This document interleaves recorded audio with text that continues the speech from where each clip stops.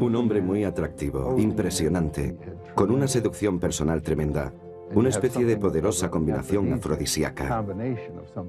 En algunos aspectos era increíblemente romántico. Tenía una personalidad muy atractiva. Era de esos tipos con los que te apetece tomar una copa. Casi iba más allá del nombre y las riquezas familiares. No comprendía el valor del dinero. No entendía por qué la gente pagaba tanto por las cosas. Tenía amigos de todas clases. Fui a manifestaciones con los trabajadores de sanidad de Nueva York y él los conocía por su nombre. Era una gran persona. A Nelson Rockefeller le encantaba relacionarse con la gente, solía llevar la chaqueta manchada de mostaza, era un hombre campechano. En cuanto se convencía de que una cosa estaba bien, la hacía y tenía un coraje tremendo.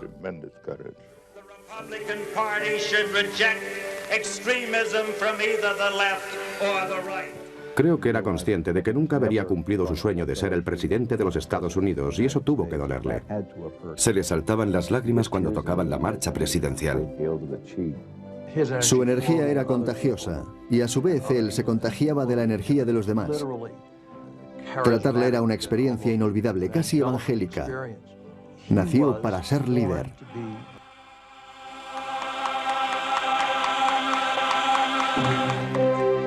Nelson Rockefeller.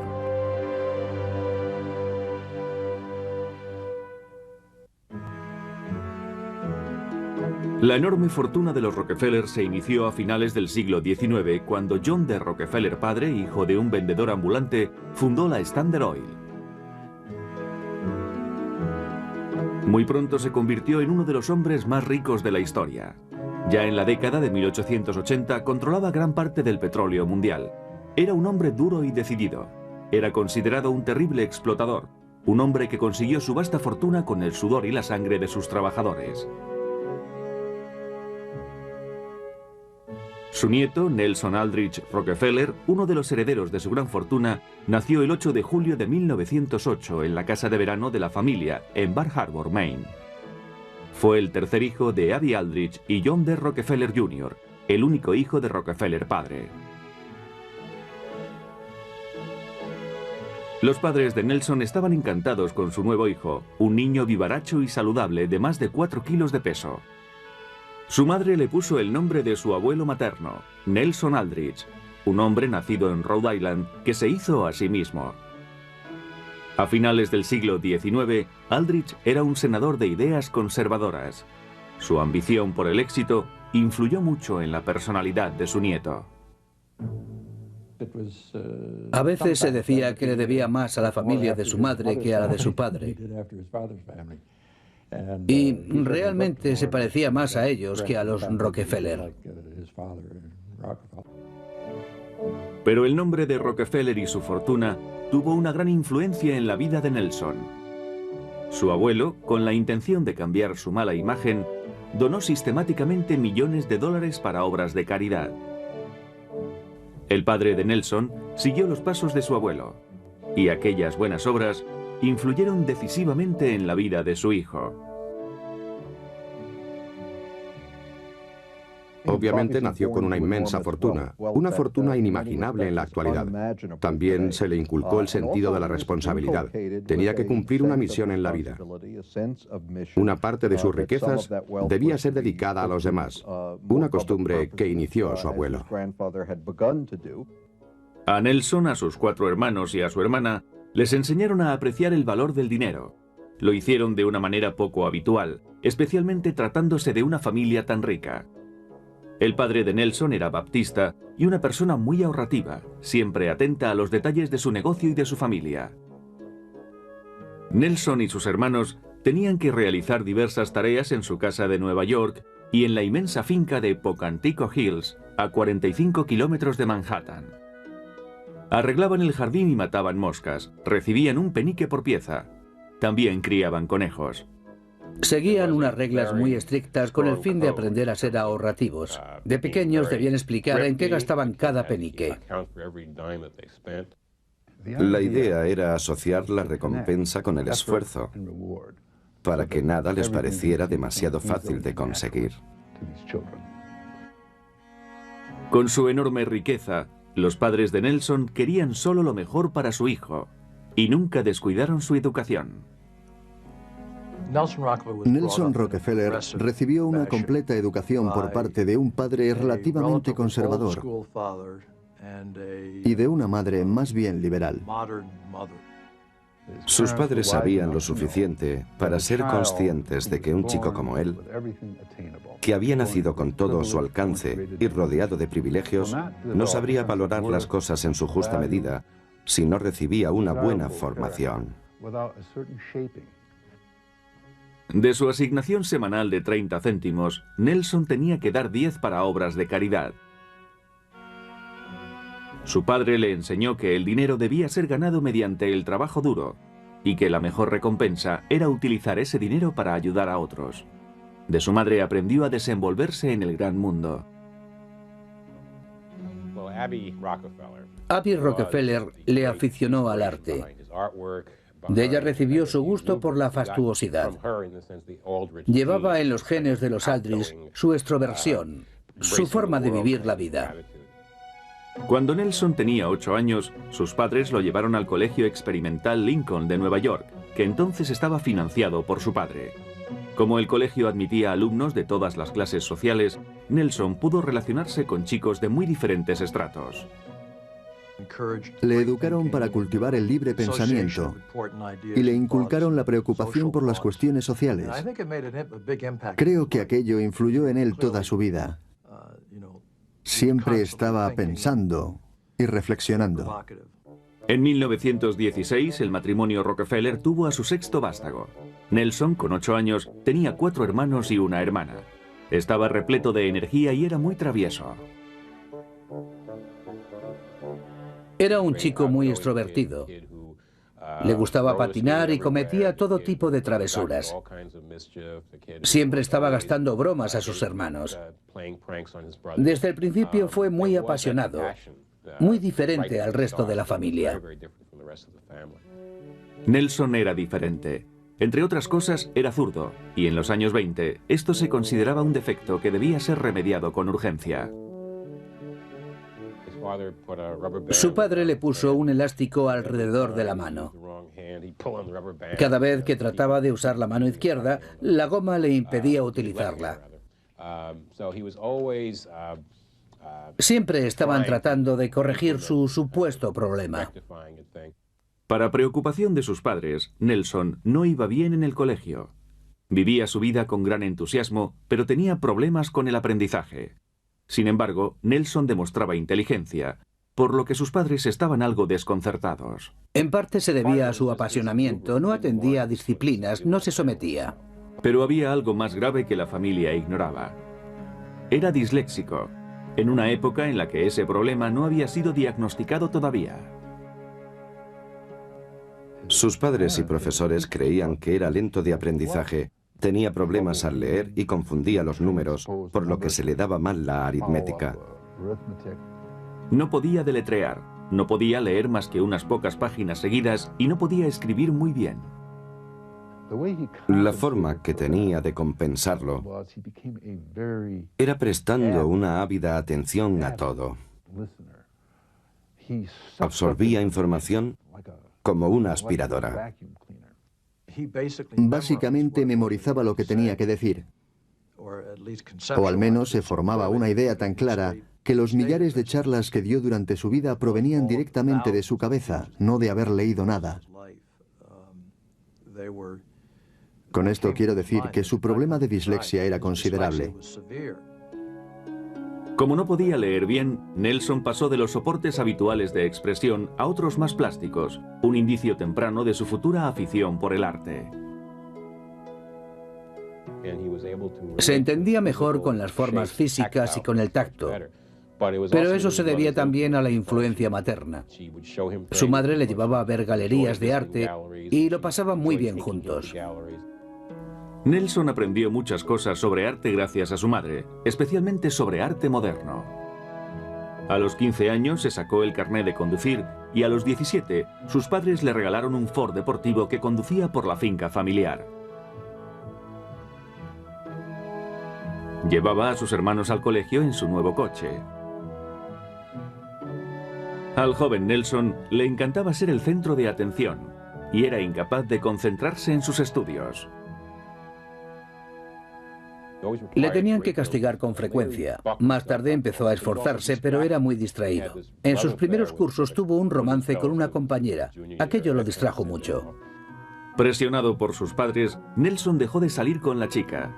Su familia creía que sin tanta distracción, sus notas mejorarían lo suficiente para que ingresara en Princeton, la universidad a la que querían que fuera. Ya en el último curso se dio cuenta de que tenía que empezar a tomarse en serio los estudios. Para disgusto de su padre, las notas de Nelson no mejoraron mucho. Era un estudiante mediocre, lo que impidió que entrara en la Universidad de Princeton, pero no a la de Dartmouth, una pequeña universidad de New Hampshire, apartada de la gran ciudad. Su padre era muy amigo del rector de aquella universidad. Sin embargo, Rockefeller padre creía que su hijo no se esforzaba lo suficiente, pero confiaba en que ahora, con 18 años, se tomaría sus estudios en serio. Nelson hizo eso y mucho más, como demostraría en los años siguientes. Después de terminar sus estudios en Lincoln, Nelson pasó 3 meses haciendo turismo por Europa. Cuando en 1926 ingresó en la Universidad de Dartmouth, lo hizo sin el menor interés. Los años 20 eran de bonanza. Nelson tenía 18 años, era bien parecido y rico, y su futuro estaba asegurado aunque no resuelto. En la universidad, Nelson mostró por primera vez sus dotes para la política. Sabía ganarse a los compañeros. Formó a su alrededor un círculo de amistades para la realización de actividades extraacadémicas. Nelson aprovechó bien su estancia en la universidad. Jugó al fútbol y editó una revista ilustrada. Su padre, abstemio, estaba contento porque Nelson ni fumaba ni bebía.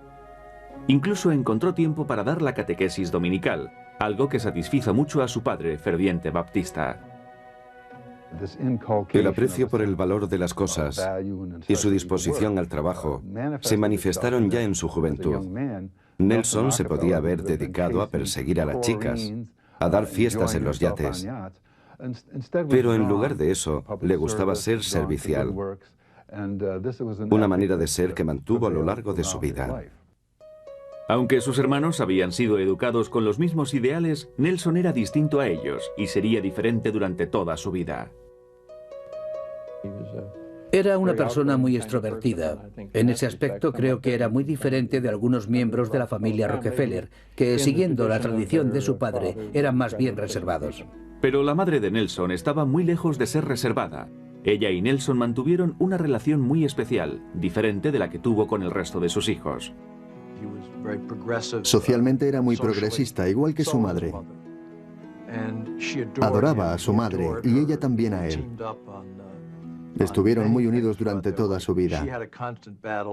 Ella se enfrentaba constantemente a su abuelo y a su padre por el desprecio de estos por el arte moderno.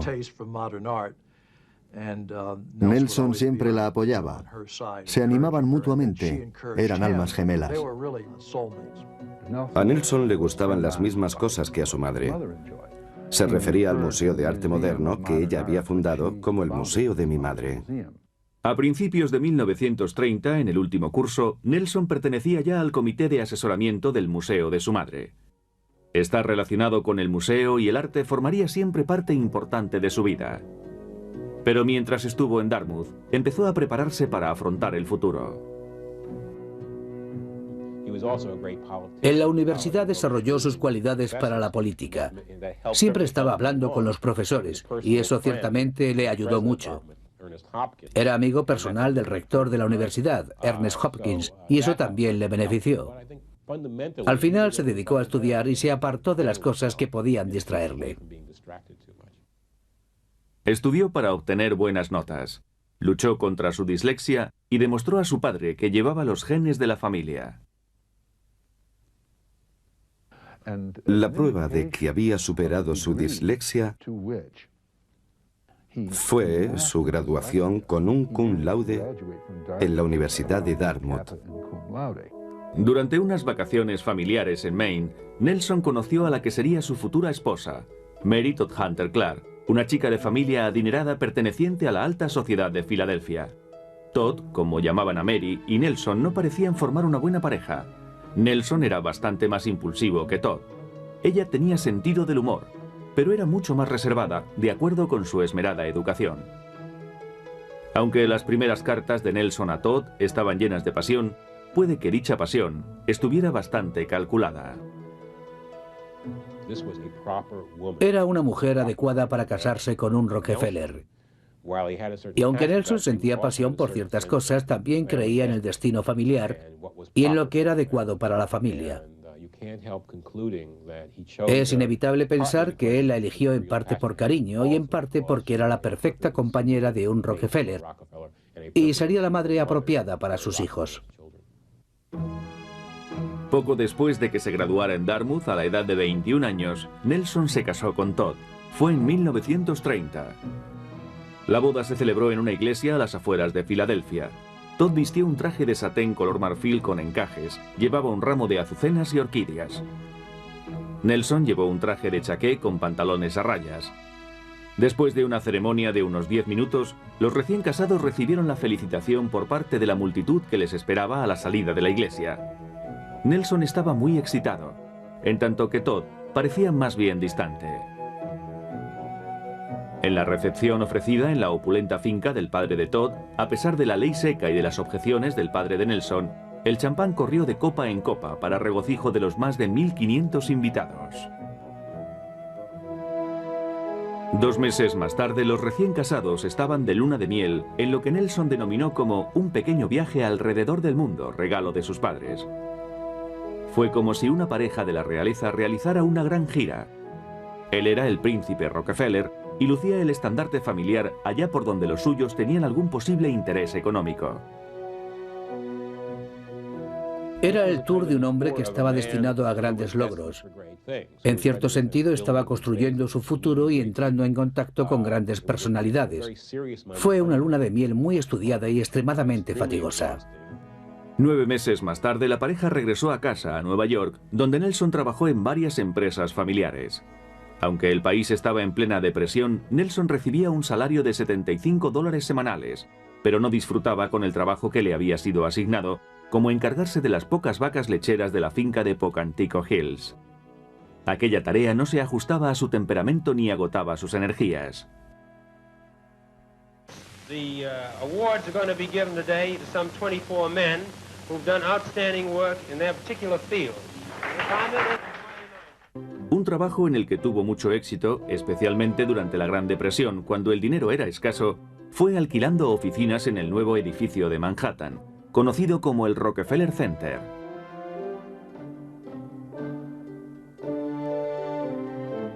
Sin embargo, había asuntos importantes que resolver entre el padre y sus 5 hijos, y Nelson contribuyó a su resolución.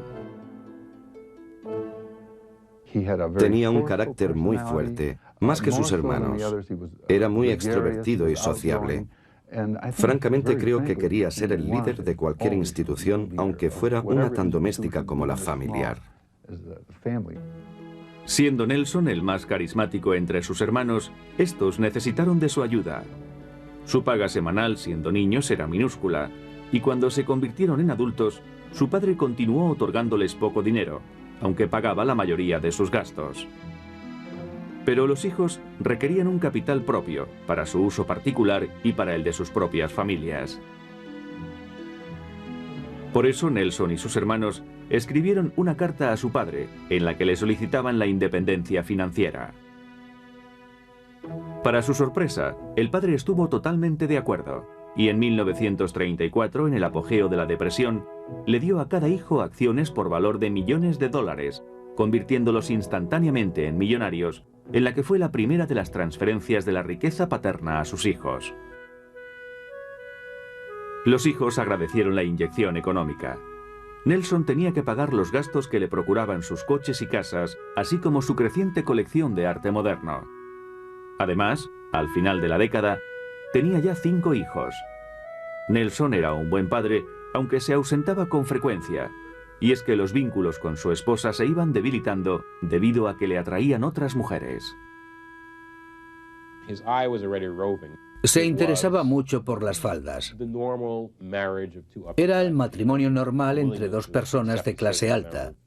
dispuestas a aceptar ciertas libertades por parte del marido, aunque estaba todavía ligado a la familia. También estaba muy ligado al imperio familiar, especialmente a la dirección del Rockefeller Center, que había convertido en su feudo personal. Hacia finales de los años 30, Nelson descubrió una nueva pasión: Sudamérica. Durante una visita a sus instalaciones petrolíferas al sur de la frontera, absorbió todo lo que pudo acerca de las gentes y de la política de aquellos países. Presentía que la guerra en Europa era inminente y que Estados Unidos necesitaría a Sudamérica como soporte para su economía. Nelson escribió un detallado informe al respecto y se las arregló para que llegara a manos del presidente de los Estados Unidos. Al poco, el presidente Roosevelt designó a Nelson como coordinador de la política de la Casa Blanca con relación a Sudamérica. Sus padres quedaron sorprendidos, pero después de todo lo entendieron. No en vano, ellos habían tenido mucho que ver en la formación de su carácter. Tenía un gran sentido del deber. Además, sus responsabilidades no representaban una carga para él. Disfrutaba con ellas. ¿Cuál es el terrible problema al que tengo que dedicarme ahora? Esa era su forma de ser. Sus padres le concienciaron de que era un hombre privilegiado y que, en honor a la justicia, tenía que ayudar a los demás. Cuando Nelson tenía apenas 32 años, estaba a punto de conseguir un puesto importante en el gobierno. Aquello respondía a las directrices de su padre respecto a sus responsabilidades sociales, pero Nelson las obedecería a su manera. Aquel sería su primer contacto con el poder, en lo que se convertiría en una carrera política que duró 36 años. Estamos en 1940. La guerra había comenzado en Europa. Nelson tenía 32 años y, en cierto sentido, era como los personajes que solía encarnar James Stewart en la pantalla, inocente y lleno de vida. Nelson fue a Washington decidido a proteger los intereses de su nación en Sudamérica. Enseguida creó un fastuoso departamento en el que a veces actuaba como un zar, granjeándose la enemistad de muchos por tratar de hacer demasiadas cosas. Tenía una fuerza titánica. Quería dominar a todo el que estaba a su alrededor. Siempre tenía que estar al frente de todo, nunca cejaba en su empeño. Durante los siguientes 15 años, Rockefeller pasaría etapas dentro y fuera del gobierno y de Washington. Cultivaba la amistad de gente importante que le pudiera ayudar a ascender. Algunos le llamaban el supremo charlatán. Durante los años 40 hizo amigos como el vicepresidente Henry Wallace e incluso Edgar Hoover entró en la órbita de Rockefeller. Pero sus amistades no siempre fueron capaces de mantenerle entre las altas esferas de Washington. After the San Francisco Conference, United Nations, where I was Assistant Secretary of State, and Roosevelt had died and Truman had come in, and he wanted an all-democratic structure. It was the end of the war. So I was fired. I didn't want to be, and at that point I really was upset. I got to tell you the truth. En 1945, Rockefeller tenía solo 36 años y pasaría los siguientes 5 en Nueva York. Aunque ahora dirigía el Rockefeller Center y era presidente del Museo de Arte Moderno, sus ansias de acción no habían sido satisfechas. Mientras estuvo apartado del gobierno, pasó más tiempo con su familia e inculcó a sus hijos las lecciones de ahorro que su padre le había enseñado a él. En 1948, su madre de 73 años murió inesperadamente de un ataque al corazón. Su muerte sobrecogió a la familia, pero más que nadie, a su hijo favorito, Nelson. Quedó conmocionado porque en cierto sentido era su alma gemela. Perdió a la gran confidente de su vida, una persona a la que siempre podía confiar sus emociones, algo que no podía hacer con su mujer. En aquel tiempo Nelson se había distanciado más de su mujer, Todd. A él le gustaba la acción, la política y disfrutaba con los negocios. Todd prefería estar en segundo plano y permitir a Nelson que hiciera las cosas a su manera. La diferencia de personalidad se hizo patente ya durante sus primeros días de casados y fue en aumento hasta el punto de hacerles llevar vidas separadas. Ella se dedicó por completo a educar a sus 5 hijos. Y Nelson, un tanto libre de esa responsabilidad, empezó a mantener romances con mujeres más jóvenes. Las mujeres que atraían a Nelson no eran precisamente guapas y tontas, no eran las típicas rubias bobas. Eran mujeres de cierto éxito profesional y buena educación que sabían cómo actuar por sí mismas. Rockefeller volvió a Washington en 1950 para trabajar con el presidente Truman. Le asesoraba en asuntos relacionados con el tercer mundo. Como era propio de él, quería hacer demasiadas cosas y, de nuevo, esto le forzó a abandonar Washington. Pero tanto si estaba como si no estaba allí, Rockefeller solía patrocinar conferencias sobre asuntos internacionales. Invitaba a personalidades destacadas con el fin de dar publicidad a sus propias ideas sobre política internacional.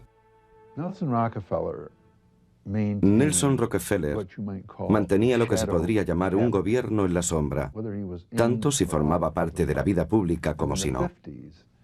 En los años 50 aspiraba a la Secretaría de Estado y entonces conoció a un profesor de historia de Harvard que por entonces no era aún muy famoso, Henry Kissinger. Yo no conocía a Rockefeller cuando le vi entrar en el salón dando palmaditas en el hombro a todo el mundo. Entonces pensé, vaya, aquí viene el típico Boy Scout americano. Llamaba a todos por su nombre de pila y no dejó de repartir sonrisas. Yo traté de evitarle mientras pude. Pero Kissinger no se ocultó de Rockefeller durante mucho tiempo. Pronto aquellos dos hombres de tan diferente formación se hicieron grandes amigos. Aunque Rockefeller solamente había trabajado para administraciones demócratas, era en realidad republicano, y en 1952 ayudó a Eisenhower a llegar a la presidencia. Cuando Eisenhower ocupó la Casa Blanca, Rockefeller pasó a formar parte de su equipo.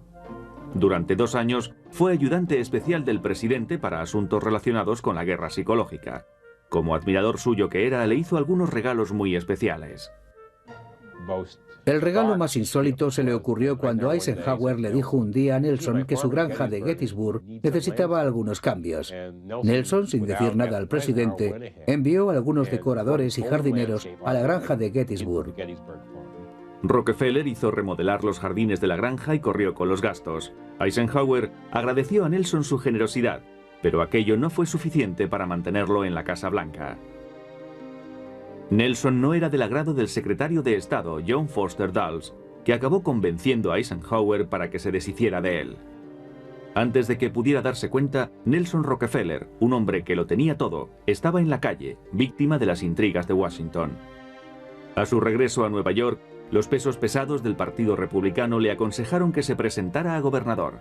De repente encontró su oportunidad política.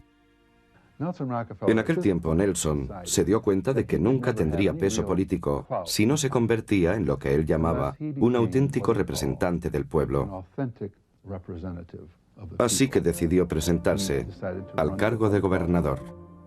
La decisión cogió por sorpresa a su familia, que no era muy partidaria de ocupar cargos públicos. Pero a Nelson le encantaba ser el centro de atención. Era diferente a su padre y a sus hermanos más conservadores. Su familia tuvo que aceptar sus deseos. Y de repente aparece uno de los Rockefeller presentándose a gobernador de Nueva York de una manera muy ostentosa, dando palmaditas, comiendo pastelillos, perritos calientes y comida de todas las clases imaginables. Después de empezar mal en los recuentos, Rockefeller acabó ganando por más de $500,000 de votos. Su victoria fue un bombazo. Rockefeller ganó porque era una novedad. Ver a todo un Rockefeller presentarse a un cargo público, mezclándose con la gente y pidiéndole su voto, era un fenómeno muy interesante. Ahora una inmensa fortuna económica estaba asociada al poder político de una forma evidente. Su victoria asombró al clan Rockefeller, tan reacio a la publicidad, dejando atónito a su adusto padre.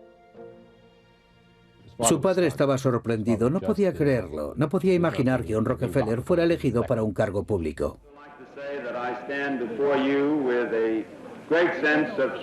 En 1958, Nelson Rockefeller, de 50 años, inició el que resultaría el mandato más largo de todos los gobernadores de Nueva York.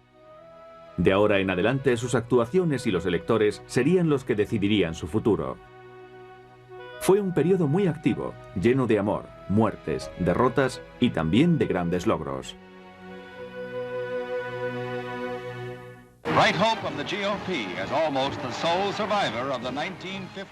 En 1958 se abrió una nueva era en la política cuando Nelson Rockefeller tomó el cargo de gobernador de Nueva York. El nombre familiar adquiría ahora un aura diferente mientras Nelson Rockefeller se ocupaba de cambiar la cara al Estado que gobernaba. Nelson Rockefeller ejerció el cargo de manera imperial. No solo tenía el poder de un gobernador, no solo era gobernador, no solo pertenecía al Partido Republicano, sino que además era un Rockefeller. Empezó inmediatamente a subir los impuestos y continuó subiéndolos para costear sus programas. Aunque hubo protestas, pronto se apreciaron los cambios. Según sus palabras, hizo que la calidad de vida mejorara.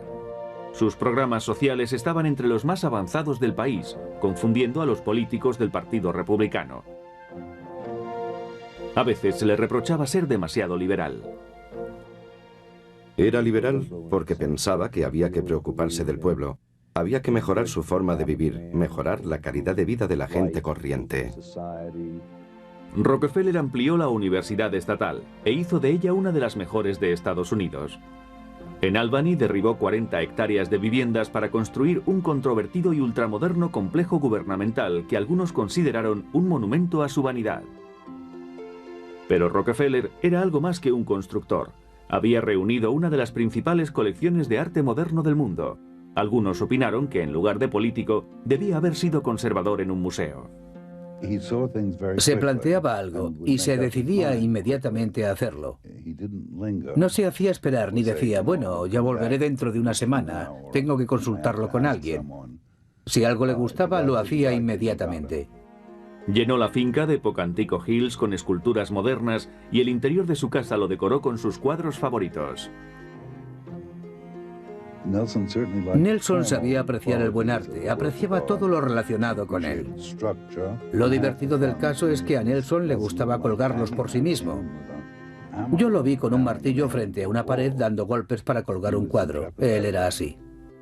Pero Rockefeller hizo algo más que gobernar el estado de Nueva York y coleccionar arte. En su vida personal había complicaciones sentimentales. Durante su primera campaña para gobernador, había trabajado con Margaretta Fiedler Murphy, una voluntaria y madre de 4 hijos conocida como Happy, a la que le gustaba la política. A Nelson y a Happy se les vio mucho juntos durante la precampaña. Rockefeller encontró en ella una mujer con su mismo espíritu, a la que le gustaban las mismas cosas. Se enamoraron y su romance condujo a su separación legal con Todd en 1961. En noviembre del mismo año ocurrió la mayor tragedia de la familia Rockefeller. Michael, hijo de Nelson, desapareció. Tenía 23 años, era antropólogo y le gustaba ser independiente. Estudiaba por entonces el arte de las tribus primitivas de Nueva Guinea.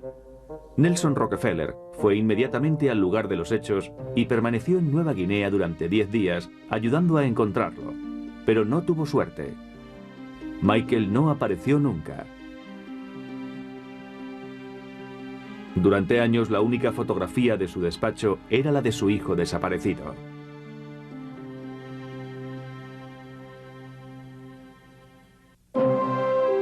Pero tuvo el coraje y la determinación necesarios para continuar con su vida. En 1962 se divorció de Todd y ganó un segundo mandato como gobernador. Un año después se casó con Murphy. Con el tiempo tuvieron 2 hijos, pero parece ser que a Nelson seguían atrayéndole las faldas. Aunque albergaba intenciones de presentarse a presidente en 1964, los republicanos conservadores opinaron que su divorcio y nuevo matrimonio perjudicaban a su imagen pública. Su reputación de liberal en un partido cada vez más derechista le perjudicó aún más.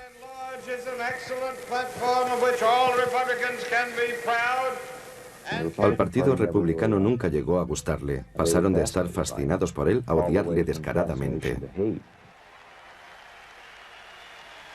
Aquella aversión nunca fue tan evidente como en la convención de 1964 de San Francisco, en la que dominaba el conservador Goldwater.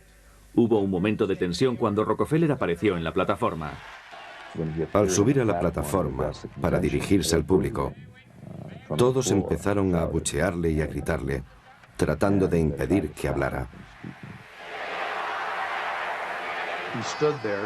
Se quedó en el estrado. Permaneció allí insistiendo en ser oído.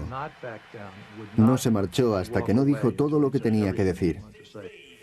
I warn that the Republican Party is in real danger of subversion by a radical, well-financed, highly disciplined majority. Aunque muchos creyeron que fue el mejor momento de Rockefeller, sus relaciones con el Partido Republicano cambiaron para siempre. Me dijo entonces, no me presentaré a presidente porque el partido no me quiere. Seguiré siendo republicano, pero sé que no soy aceptado como tal en el escenario nacional. Pero lo llevaba en la sangre. Nunca abandonó sus intenciones de ser presidente. En 1968, a los 60 años, lo intentó de nuevo, pero la campaña no fue bien y el partido eligió a Richard Nixon.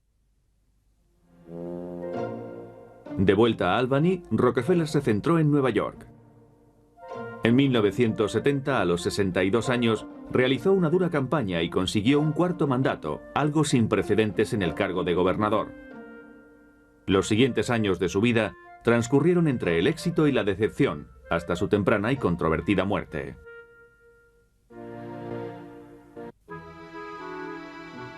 Ganar sus cuartas elecciones a gobernador en 1971, cuando tenía 63 años, no satisfizo a Nelson.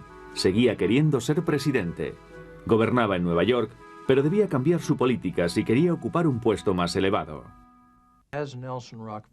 Creo que cuando Nelson se dio cuenta de las posibilidades que tenía para optar a la presidencia, empezó a situarse más a la derecha. Situarse a la derecha resultó más fácil en 1971, cuando 1.200 reclusos de la prisión de máxima seguridad de Ática se sublevaron y tomaron 39 rehenes para protestar contra el racismo y las condiciones de hacinamiento en que vivían. Aunque se le pidió a Rockefeller que fuera a Ática a hablar con los encarcelados, no lo hizo. Conforme pasaban los días, estaba más claro que los reclusos tenían una causa y buscaban el enfrentamiento. El ambiente era tenso y la situación se estaba politizando, pero el gobernador se mantuvo firme. Entonces, Rockefeller cometió el error más grave de toda su carrera política. Envió a la policía estatal, fuertemente armada, a que recuperara el control de la prisión. Los policías entraron en la cárcel disparando escopetas de cartuchos. En la brutal refriega murieron 30 reclusos y 10 rehenes, y hubo más de 200 heridos. Los hechos de Ática originaron una agria polémica. Ática fue una chapuza, una operación mal dirigida y una cadena de errores. Pero Rockefeller no se arrepintió.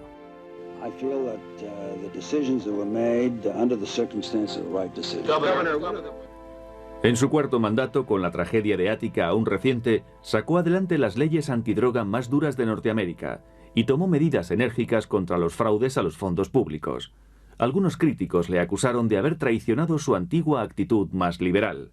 Pasado un tiempo, para sorpresa de todos, en 1973 dimitió como gobernador. La nación no se había recuperado del Watergate y Rockefeller creyó que era su oportunidad para conseguir la presidencia independientemente de lo que le ocurriera a Nixon. Pero el imprevisible presidente dimitió y el vicepresidente Gerald Ford pasó a ser el nuevo inquilino de la Casa Blanca. Este hizo una elección inesperada para ocupar la vicepresidencia, Nelson Rockefeller. Decidí que mi nueva administración necesitaba una persona fuerte que procediera de un ambiente político distinto. Al principio, cuando el presidente Ford le pidió que fuera vicepresidente, hizo aquel comentario de: no soy una herramienta de repuesto, no seré vicepresidente. Pero Rockefeller sentía un profundo respeto por el presidente y aceptó la oferta de Ford. Como fue designado y no elegido, Rockefeller se sometió a una dura investigación por parte del Congreso y después de 4 meses de sesiones fue admitido en el cargo. Ford trató de mantenerlo ocupado, pero Rockefeller no se encontraba a gusto. Al igual que otros vicepresidentes, se dedicó principalmente a comparecer en los actos públicos. Creo que Nelson fue un vicepresidente de primera clase. Hacía todo lo que yo le pedía que hiciera y lo hacía con mucha eficiencia. Pero la fidelidad de Rockefeller no fue recompensada. Cuando el mandato llegaba a su final, creyó que permanecería en el equipo de Ford, pero no sería así. A causa de las intrigas internas, Rockefeller fue apartado del gabinete. Ser vicepresidente fue la última satisfacción política de Nelson. A sus 68 años, abandonó Washington y se apartó de la política. Nunca regresó. Se acabaron las cenas, ya no dio un céntimo al partido y se dedicó exclusivamente a la pasión de su vida, el arte, trabajando en su oficina. Estaba en un piso que tenía en Manhattan y no estaba solo, sino con una joven empleada. Y tampoco estaba trabajando, al menos en sentido estricto. La familia y el portavoz mintieron para cubrirle. Lo hicieron de la forma que creyeron conveniente para silenciar lo ocurrido. Cuando una persona muere de la manera que él lo hizo, hay que decir que murió como había vivido. Varios días después de su muerte, durante un funeral privado en la finca de Pocantico Hills, las cenizas de Nelson Rockefeller fueron esparcidas en una colina, en un bosque cerca del río Hudson. En la actualidad, una sencilla lápida marca el lugar. Nelson Rockefeller era muy afable y aparentemente encantador, pero detrás había un hombre tan duro como el acero. De alguna forma manifestaba la agresividad y la energía del hombre que se ha hecho a sí mismo. Siempre estaba luchando para salir adelante. Tenía un concepto grandioso de sí mismo, de su misión en la vida, y nunca se detuvo en el cumplimiento de esa misión.